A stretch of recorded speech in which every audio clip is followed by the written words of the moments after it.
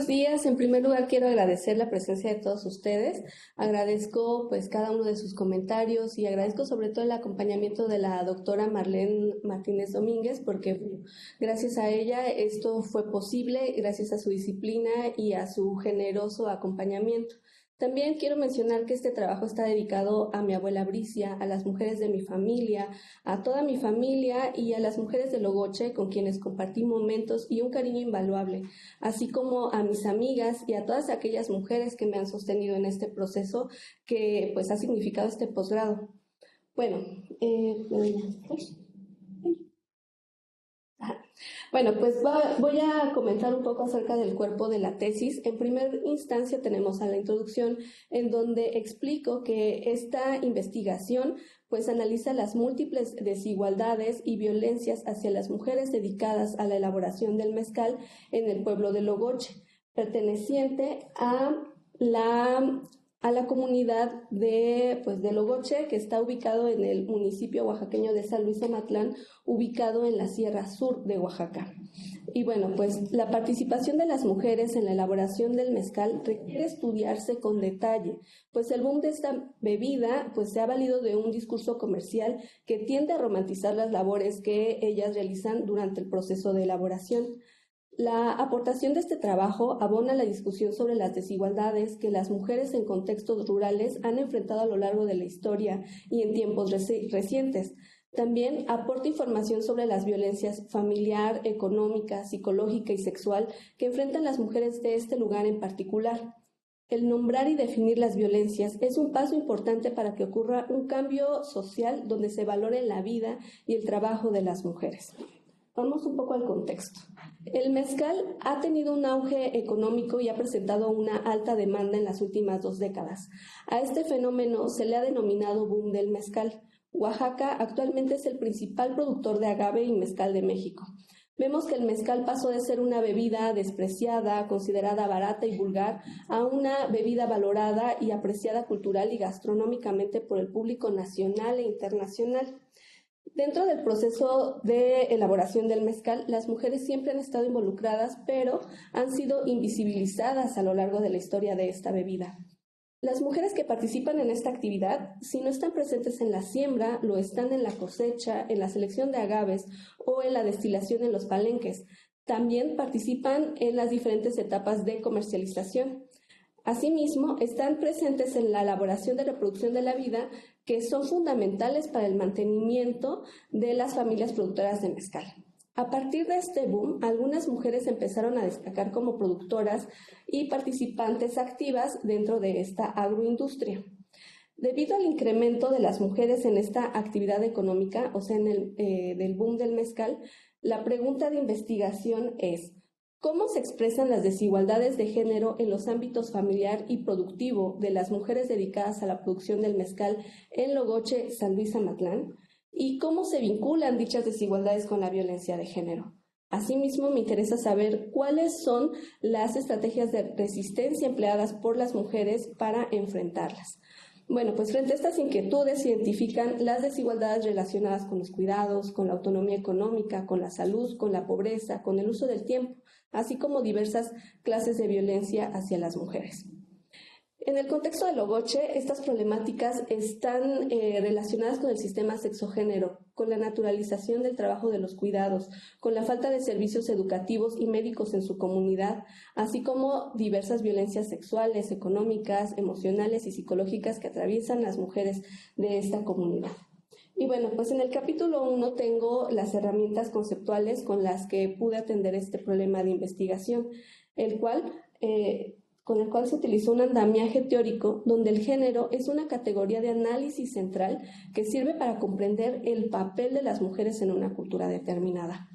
En el marco teórico de esta investigación se desarrollaron y discutieron términos como orden de género, poder, patriarcado, división sexual del trabajo, roles, mandatos y estereotipos de género, así como la reproducción y sostenibilidad de la vida, el nudo producción y reproducción, desigualdades y violencias de género.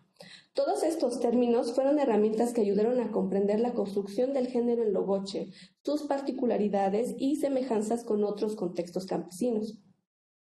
Y bueno, pues a pesar de que Logoche no es una comunidad originaria, comparte rasgos culturales e identitarios con los grupos considerados indígenas. Esto quiere decir que la identidad de género, la identidad femenina, la división sexual del trabajo, el sistema sexogénero y todas las categorías referentes a la construcción social que involucran al género se encuentran influenciadas tanto por la herencia cultural mesoamericana, de la que ya hablé al momento en el que comparten rasgos culturales con estos grupos considerados indígenas, y también por la cultura dominante capitalista global.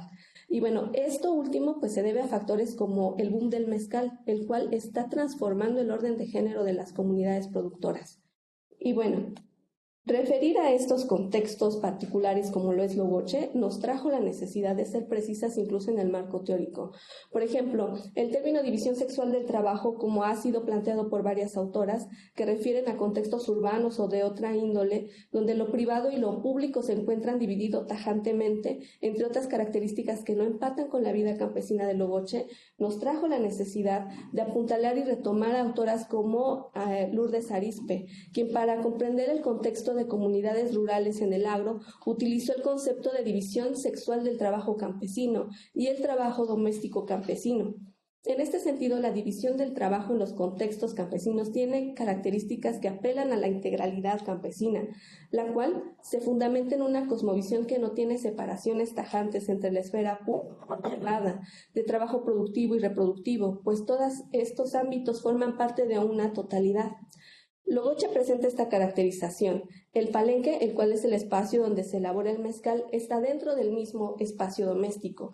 En los hogares, pues están conviviendo ambos espacios y también los trabajos se llevan a cabo simultáneamente. No hay separaciones como en el contexto urbano.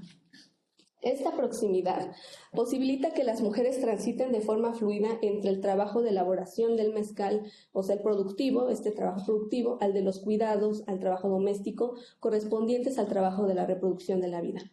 En la comunidad de estudio, el palenque es un espacio de producción, pero al mismo tiempo ahí se reproduce la vida, pues ahí se realizan labores de cuidados de los miembros de la familia.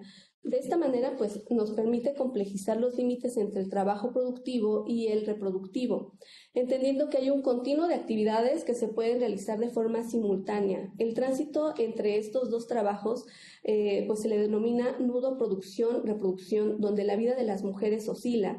Y bueno, pues también es importante este concepto porque nos ayuda a entender la complejidad y pues también explicar la sobrecarga de trabajo que presentan las mujeres de esta comunidad.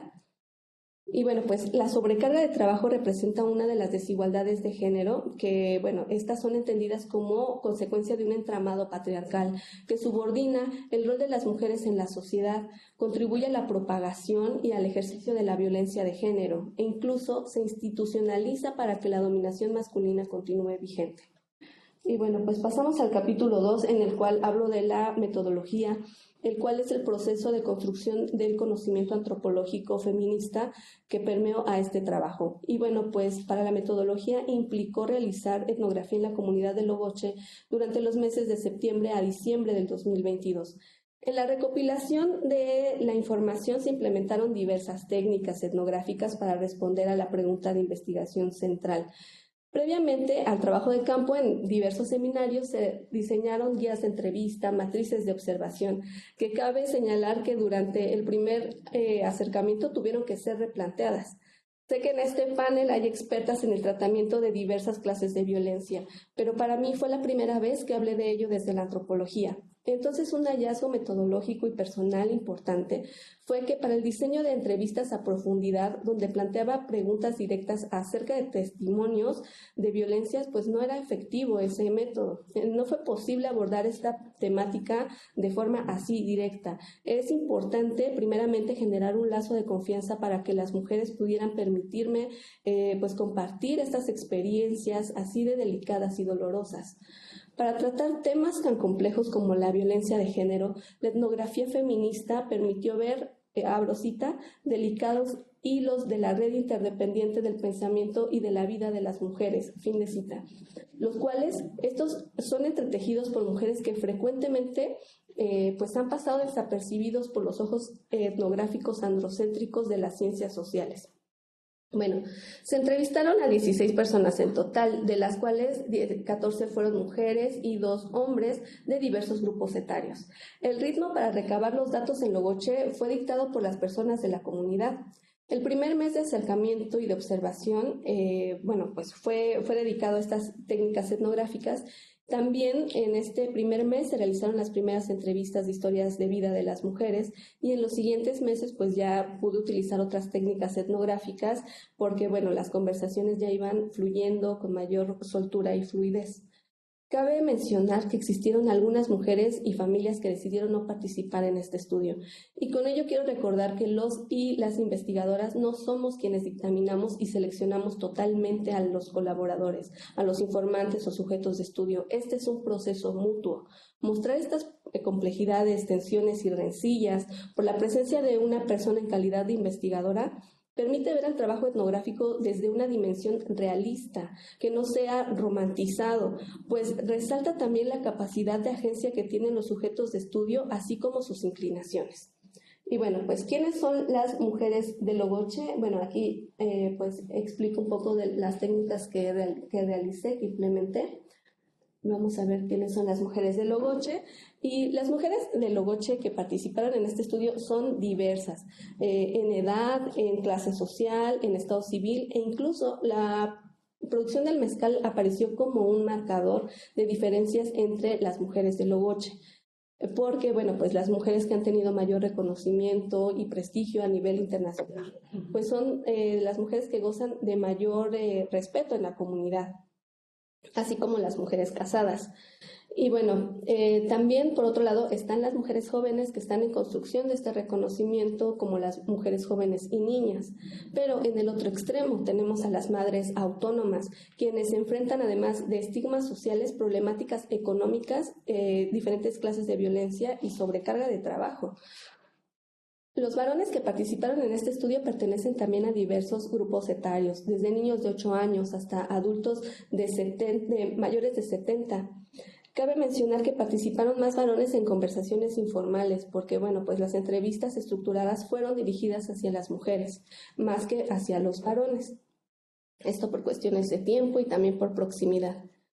Vamos a hablar de Logoche. Logoche cuenta con una población, según el INEGI en 2020, de 110 habitantes, de los cuales 60 son mujeres y 50 son hombres. Ninguno de ellos habla ninguna lengua indígena, no se consideran indígenas, tampoco afromexicanos o afrodescendientes.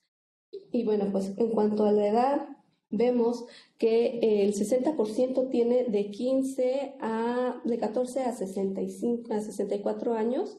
Este es un alto porcentaje que nosotros podemos pensar que está en edad para trabajar, pero el 30% de las personas tienen de 14 años a menos y el 10% de las personas cuentan con 65 años o más.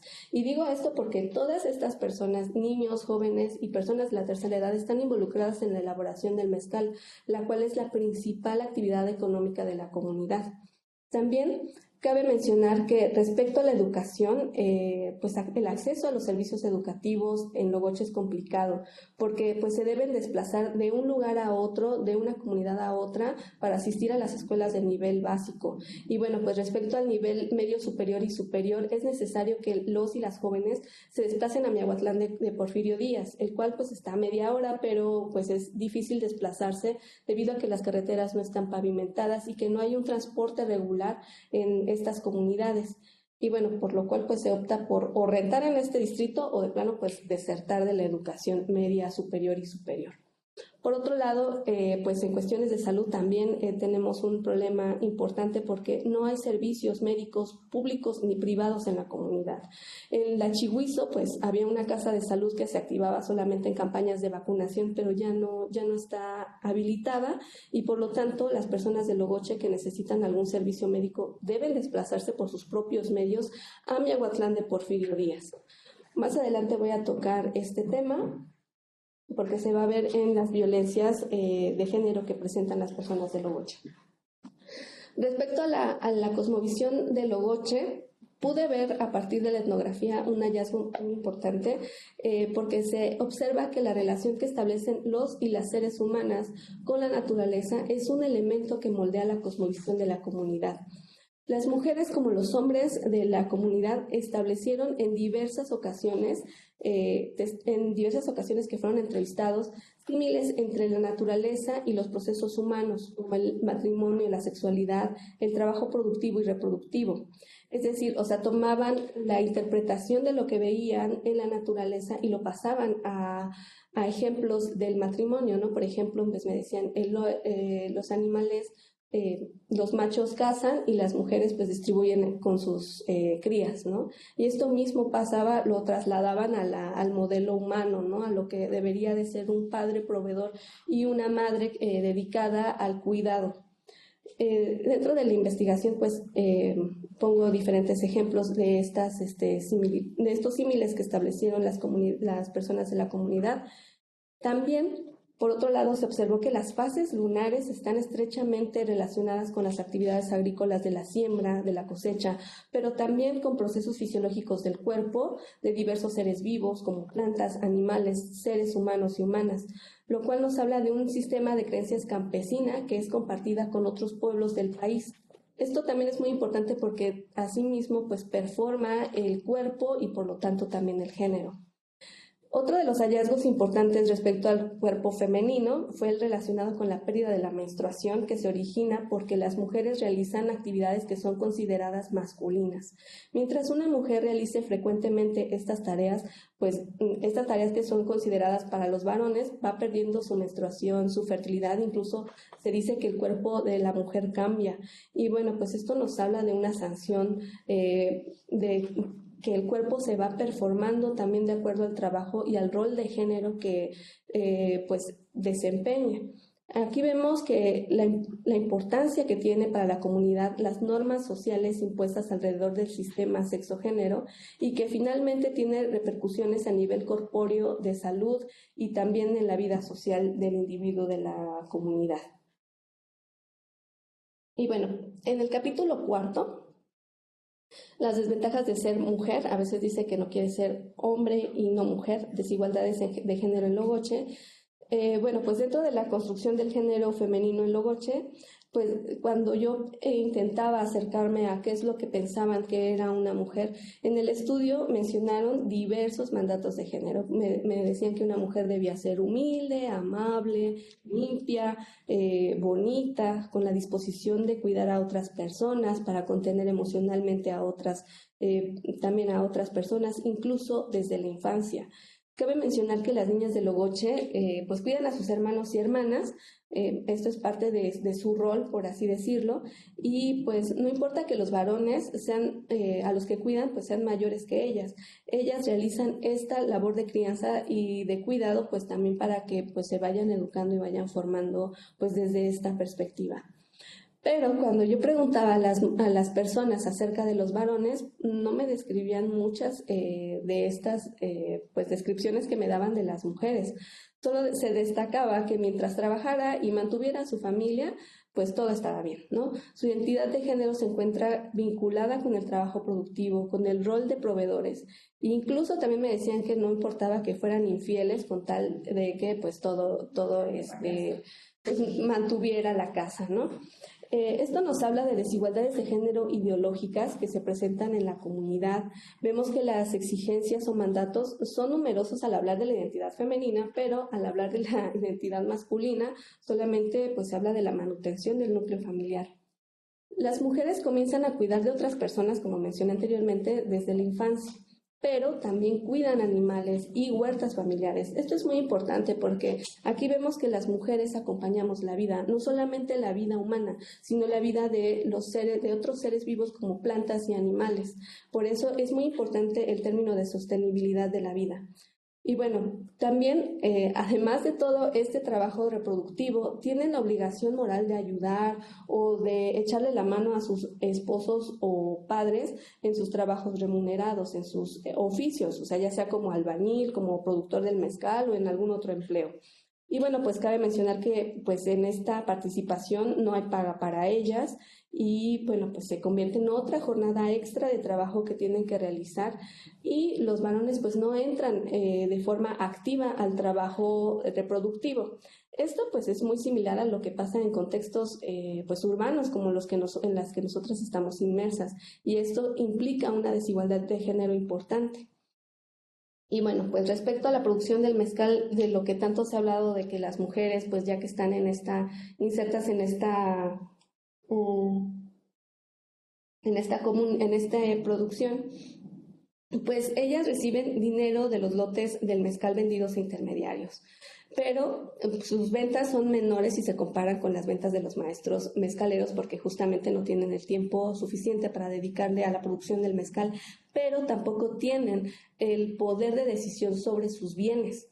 Entonces pueden ellas tener muchas parcelas, pueden tener mucho agave, pero si el varón no las deja destilar o no o les dice no te voy a echar la mano en este lote, pues ellas ven mermada esta producción.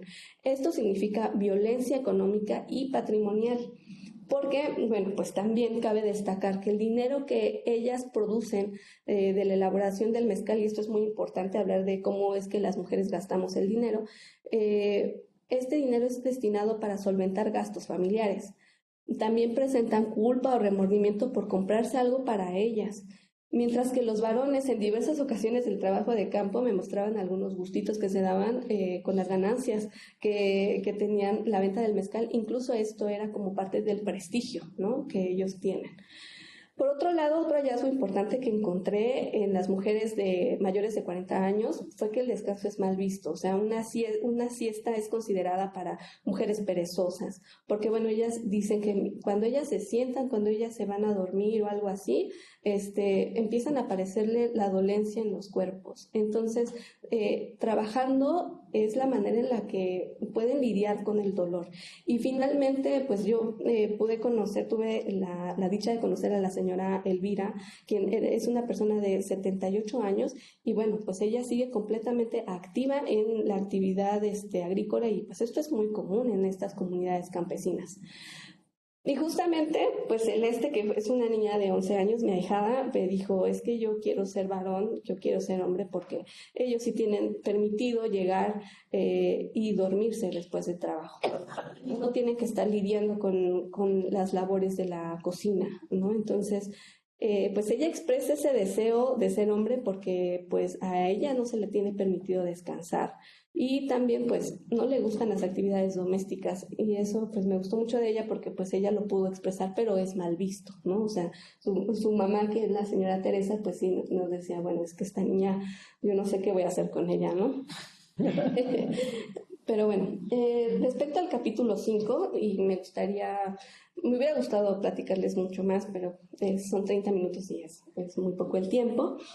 En primera instancia, pues hablar de violencia es súper complicado, porque en primer lugar, pues para hablar de violencia hay que reconocer que hay violencia. Y entonces este proceso de reconocimiento, incluso pues personal, no sé si cada una de ustedes, de las personas que están aquí en este momento, se han preguntado en qué momento han vivido o no violencia. Entonces este ejercicio personal es muy complejo. Por lo tanto, como les comentaba, cuando yo llegaba y decía, bueno, pues aquí hay violencia, pues obviamente pues no me decían mucho, ¿no? O sea, no era la manera de abordarlo. Pero también se negaba que se viviera clases de violencia. Y bueno, cuando yo preguntaba acerca de eso, pues las respuestas eran relacionadas con matrimonios o con personas de la tercera edad.